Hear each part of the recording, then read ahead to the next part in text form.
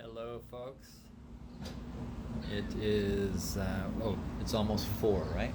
It's almost 4 in the afternoon on Wednesday, the 20 something or other of July. And we're sitting at the hospital emerge entrance of the Renfrew Hospital. Because we had, if you see my last video, I cut some of it out because of little details that someone could trace back. I felt I should keep it more obscure when talking about medical professionals and things, with a hesitation on professional. So we had gone, I'd taken Raven, well, I had found Raven a doctor, because she didn't have a doctor out here because of the small town thing. Everyone's heard of that. And I just recently, because of her cancer, I went searching. I found her a doctor, or at least someone that would take her on indirectly through their receptionist. And she'd even had a conversation with him on the phone, and he had offered her a script of some painkillers, which she had turned down at the time because she wanted to try and hold off, and she just did Tylenol or Advil. And so at some point, the pain was getting way too much and didn't let off. So she called the office of this doctor and said, okay, I'm reconsidering. I need to get something for this pain until my CT scan. So she had to get her creatinine levels tested. So she drove to Halliburton Hospital to get that done, which is a test just before your CT scan. So she's waiting and waiting for that. And her pain was just getting way too much. And Raven's very good at dealing with pain, so when she hits a max, she's hit a max. Someone else would be probably dead by then. And so I was calling up, and the receptionist of this doctor that accepted her said that she'd passed on the information. He's always busy. He's always off in Emerge and this and that. And so no answer. And eventually it got to where Raven couldn't wait any longer, and we had to go into the emergency where he was working. So we thought, okay, well, at least that's the case. We can meet with him, finally meet him, and have him, I don't know, do some tests, do something, figure out what the hell is going on. Because he so far has been so safely separate from the event. It's like, well, what's he doing? What's he achieving as her doctor? So we go in there, and we had to wait the standard bunch of hours, and around midnight, a little after midnight, he came in, but we didn't know it was him. He didn't introduce himself. He knew from what we wrote down that Raven had just recently looked into him as a doctor, and so we thought maybe this was a nurse or something. They looked like they were about 22 years old, so that age thing and the fact that they didn't introduce themselves had us just assume that. And he was very demeaning to Raven. He didn't say a lot. He wasn't cheerful, and that doesn't matter. Doctors don't have to be cheerful. It's not a law. But just the energy, he was judging her in some way. I couldn't put my finger on it. It was everything he would say would be to kind of draw her down, like on a feedback, on a question. She'd give feedback, and he'd try and say something that made her, to make her feel stupid. To put her in his grip, these are all my interpretations. So it was a very uncomfortable experience. I am so glad I stayed with her and she wasn't on her own, because she was in a lot of pain as well. And I don't know whether he was treating her like a Bancroft drug addict trying to get meds or something. I have no idea, and that's not an excuse, even if it was. He knew her history. He had been given it. He knew who she was, and he did not even introduce himself, which has me really wondering, like, what the hell was that? So anyways, he then asks her what painkiller would she like and how many. Like, he didn't say, well, I think this. He just he was like so distant and so non-committal. And so he was going to send her home with a prescription. She said, well, is there a pharmacy open this late? He said no, but no other thing. And she's like, well, how am I going to sleep through the night? Oh, well, I guess I can give you 2 pills, da da da da. Like, what the hell? My wife, and I can go on about that, like her cancer, I believe, advanced because of this whole damn COVID bullshit protocol lockdown stuff to begin with. And half the time when she went into hospitals like in Ottawa where they were claiming around Christmas that they were stuffed full beyond capacity, that's what all the people are hearing on the news, she goes in and is empty. Empty, folks. Empty. She also went to other hospitals at other times, and another Ottawa hospital at a different time for the surgery, and it was close to empty. They are not telling you the facts. That's coming from me, and it's coming from my experiences and my wife's experiences, not news, from fact. Okay? So things got left and left and left. They screwed up on things. We drove all the way to Ottawa for a CT scan, then they couldn't do it because of something. She had to drive all the way back, reset an appointment. I mean, these are supposedly qualified medical practitioners running this show. And this is what's happening. I would have been fired from a job, my first job, if I was that bad at what I did. So anyways, that's a little background on her situation. So we ended up at this thing, wasted our time. She got some little painkillery things that honestly did nothing. So she thought, well, maybe she waited too long. And I've heard about this where if you don't take it at the beginning and it gets too bad, it's hard to overcome the pain. So she waited.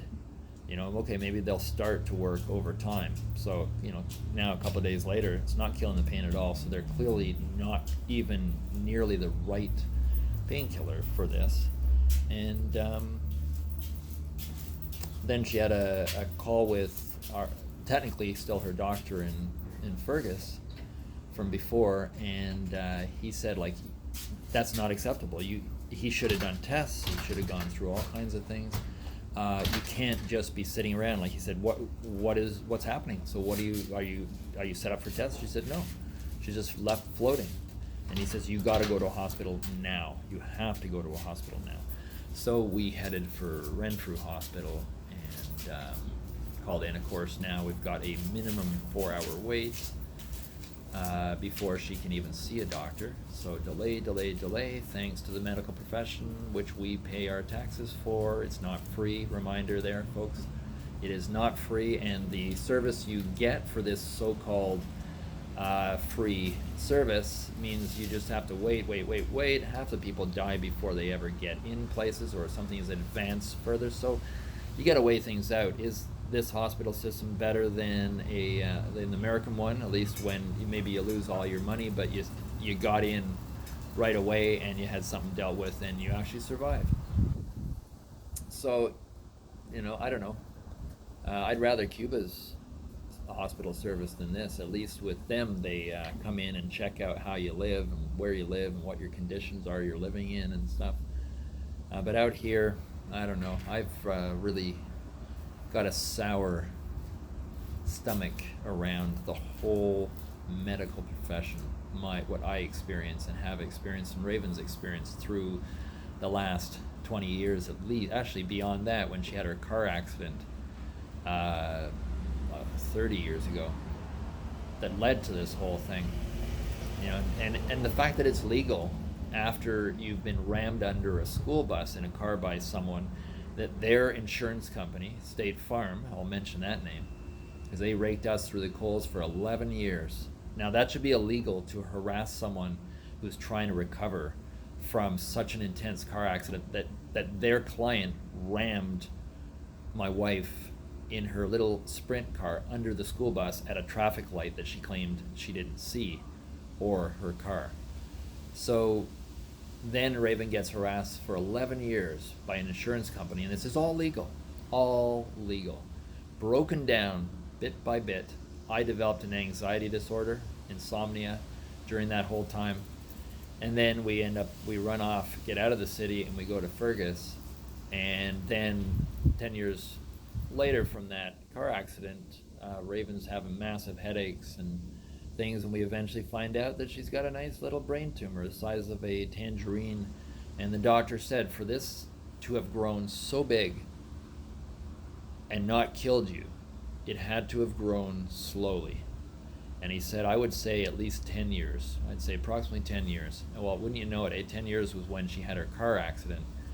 And they claimed that she was faking and exaggerating all the conditions because you couldn't see it. They said it's all in your head. Well, yeah, it was all in her head. Fucking tangerine sized. Now this is the system we're in that I haven't complained about. I've been a good little boy. And I'm sick of being a good little boy. That's what they want you to do. Toe the line. Too many people that want to marry Paul Bernardo kind of syndrome and turn their face away from reality and the real situations and the corruption. So anyways, had a brain tumor removed. Went through friggin' years and years still. Really, there hasn't been an end to the recovery phase, and we move out here, you get away from everything, her conditions coming and going, she's going in for tests, make sure she's not getting other seizures or things, and then it kind of starts turning into something else, and she's told by her doctor in Fergus she's got to rush to get tests because the bleeding she was having was definitely not a good sign. And then found out she had uterine cancer, serous uterine cancer stage 3. Interesting that it got to that stage. And then, like I said, all these slowed down procedures, backs and forths, which wouldn't have happened. So, it got to advance to stage 3 from all this bullshit. And so here we are. She's living somewhere else because we sold our house. We had to get out of there. It's costing way too much. We didn't have the money coming in because I was forbidden to work. Isn't that lovely? Almost a year, barely working. Lost just about everything. I'm not complaining. I'm just reporting. And in a way, it's kind of good. I'm glad lost just about everything. Start again, fresh and new. Except for we got this extra complication of my wife's cancer. And she can't live in a barn with a composting toilet and a barbecue to cook on and so on. She needs to have a bath, shower, toilet, flushing toilet, and all those things because of her condition. It's like having the worst pains in your gut all the time and your back. And you can't sleep, you can't do things. So we're forced to live separately. And she's forced to go through all this discomfort on her own. So I had her out here for a little while because a friend let me and my wife use her house while she was gone out of the province. And so I got to have her even here for a week. And it was good that I did because I got to monitor her and make suggestions, help her think. Because it's very difficult to think for yourself when you're in massive amount of pain nonstop, wearing you down. And especially in this lockdown phase of insanity. So here we are. Because of this idiot doctor who doesn't know how to be a proper doctor and probably didn't even sign a Hippocratic oath. Didn't do his job properly. Sent her home. She's delayed X amount more days. And luckily our doctor asked a bunch of questions and said, this is not right. Of course, the pharmacist the other day that I talked to also said this is not right. I needed the feedback, because you start to doubt yourself. You don't know what's right, what's wrong, when you're being picky, when you're being overly this or that. So I'm glad I got kind of some backup opinions, professional opinions too. So I feel like, I don't know if I have the energy for it, but I feel like pursuing that bullshit, that doctor and his way of conducting himself. Because if he's doing that with my wife, he's doing it with other people as well. And it's just not acceptable. I've had it, I've had being a little squeaky clean, a yes ma'am kind of person. It's time to, and I'm inviting other people as well. It's time to stand up and hold on to integrity. And when someone isn't in line, you voice it. And you don't toe the line of the bullshit that's going on in the world either. Because you remember, you toe the line on bullshit that you don't want to stand out and speak your truth, therefore you just follow along. And if others suffer and die because of your choices, you got some karma there, buddy. And it's going to have to be paid. And there's some big karmic debts being accumulated these days, this last year and a half. And I'm going to do whatever I can to have this, I hesitate to even use the word doctor, this intern. I am going to do whatever I can. Go to my MP, I'm going to go to the whatever medical association, report there. This is unacceptable, and from this point on, I am not taking any of this bullshit. I don't care what you got after your name or before your name. Prove yourself to me, or else you don't get any respect. There's no automatic respect here. You know, this is Canada, and it's not a country I'm proud of. I'll say that right now. I don't care what you think about that. I have no pride for this country. It's been sucked dry of anything worth being proud of. Shithole Prime Minister. Fucking Ford. I don't think I know of a mayor anywhere that's worth being pleased with. But what I am asking is that other people start to question things and start to decide when is it important to just be the little quiet, smiling person in the background, fitting in, toeing the line, and when is it important to stand up and be a real human that deserves to be called a human being. You know? Like, we gotta earn our own friggin' self-respect, and I don't see much going on that gives me any of that. I don't wanna, for example, I will not, I should say, leave my wife in a hospital by herself. I don't trust hospitals. I don't trust the system. And I don't have to trust it. And of course, some people will say, oh, he's reactionary and he's this or that. I don't give a shit. I have reached my point